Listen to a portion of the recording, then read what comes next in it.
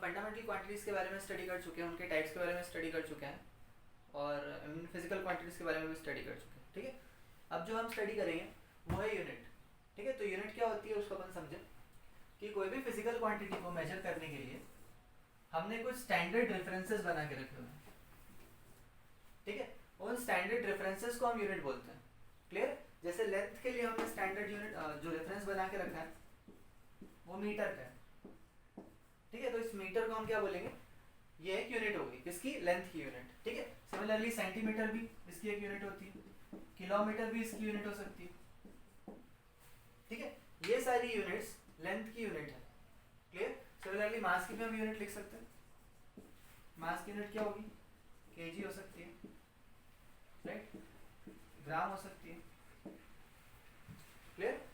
Time की unit इसी तरीके से सेकंड, आवर कुछ भी हो सकती है जो हम डिफाइन कर सकते हैं, क्लियर। एक बेसिकली स्टैंडर्ड रेफरेंस होना चाहिए, ठीक है। तो ये तो कोई यूनिट। अब ये जो यूनिट्स हैं इन यूनिट्स के भी अलग अलग टाइप होते हैं, ठीक है। जैसे हम यूनिट के टाइप्स की बात करें तो जो पहला टाइप है दैट इज फंडामेंटल यूनिट।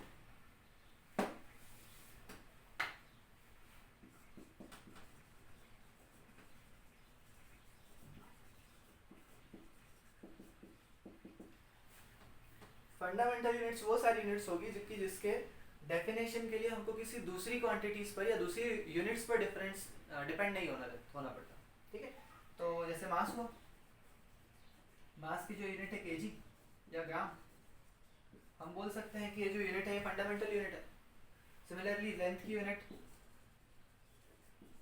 जो यूनिट है वो मीटर या सेंटीमीटर या किलोमीटर या मिलीमीटर कुछ भी हो सकती है, राइट। तो एक फंडामेंटल यूनिट हो गई। सिमिलरली हम टाइम की बात करें, टाइम सेकंड्स में मेजर कर सकते हैं, सो ये फंडामेंटल यूनिट होगी। और इनका जो यूनिट का जो डिपेंडेंसी है वो किसी दूसरे पर नहीं है।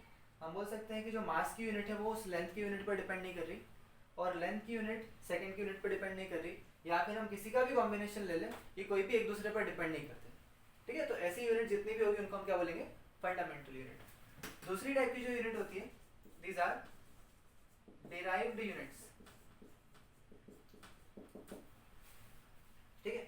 डिराइव्ड यूनिट्स वो यूनिट्स होगी जिनकी यूनिट जो बेसिकली है वो दूसरी क्वांटिटीज पर डिपेंड करेगी, या फिर हमको ये बोलें कि फंडामेंटल यूनिट्स पर डिपेंड करेगी डिराइव्ड यूनिट्स, क्योंकि हम फंडामेंटल से बनाएंगे डिराइव्ड यूनिट्स को, क्लियर है। जैसे सबसे सिंपल सा एग्जांपल हम लें,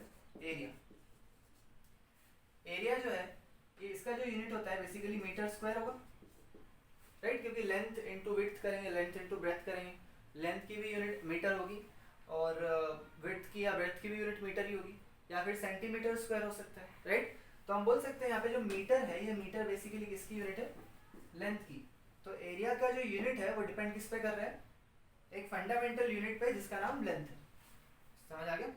इसी तरीके से हम स्पीड की यूनिट देख लें, स्पीड होगा डिस्टेंस अपॉन टाइम। अब यदि हम यहाँ पे डिस्टेंस की यूनिट की बात करें तो मीटर सेंटीमीटर में हम कुछ भी लिख सकते हैं। सो लेट्स से मैंने मीटर लिखी और टाइम की यूनिट लेट्स से मैंने सेकंड लिखी, क्लियर। तो जब स्पीड की यूनिट निकल के आ रही है वो मीटर पर सेकंड हो गई। अगेन जो स्पीड की यूनिट है वो डिपेंड करेगी कि डिस्टेंस की यूनिट क्या रखी है और टाइम की यूनिट क्या रखी है, राइट। तो इसलिए हम इसको बोल रहे हैं कि it is the derived unit. एक और इसका एग्जांपल ले लेते हैं, मोमेंटम। मोमेंटम होता है m into V, mass into velocity, right. तो मास की यूनिट हो जाएगी केजी में यदि हम केजी रखें, तो वेलोसिटी की यूनिट हम मीटर पर सेकंड में रख दें, राइट। तो एक नई यूनिट बनी इस मोमेंटम की, और ये मोमेंटम जो है वो इसकी जो यूनिट होगी वो डिराइव्ड यूनिट्स होगी, क्लियर। एक और हम क्लासिफाई कर सकते हैं इसको एक और कैटेगरी में, and that is practical unit.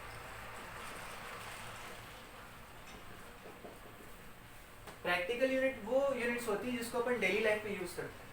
जैसे जब हम दूध लेने के लिए जाते हैं लेट से दुकान पर, तो हम ये नहीं बोलते कि भैया 10⁻³ मीटर क्यूब में दूध दे दो, राइट, ऐसे नहीं बोलते, हम सीधा लीटर में बात करते हैं, ठीक है। तो लीटर कौन सी यूनिट होगी, प्रैक्टिकल यूनिट। ये लीटर जो है ये बेसिकली किसकी यूनिट है, वॉल्यूम की यूनिट है, राइट। और वॉल्यूम की यदि हम फंडामेंटल फॉर्म में या फिर डिराइव्ड क्वांटिटी में लिखे, डिराइव्ड यूनिट्स में बात करें, तो वॉल्यूम की जो यूनिट होगी, वॉल्यूम बेसिकली होगा मीटर क्यूब में, राइट। तो देखो मीटर क्यूब हमने नहीं बोला कि मीटर क्यूब में दूध दे दो, हम क्या बोल रहे हैं लीटर में दूध दे दो। समझ आया? सिमिलरली यदि कहीं हम अनाज खरीदना चाहते हैं तो हम बोलते हैं कि भैया 10 क्विंटल या फिर 20 क्विंटल अनाज दे दो, राइट? तो हम यहाँ पे एक और यूनिट डिफाइन कर सकते हैं क्विंटल, जो कि मास की प्रैक्टिकल यूनिट हो गई। ठीक है, तो ये मास की हो गई प्रैक्टिकल यूनिट, और ये किसकी हो गई? लेंथ की प्रैक्टिकल यूनिट हो गई। क्लियर?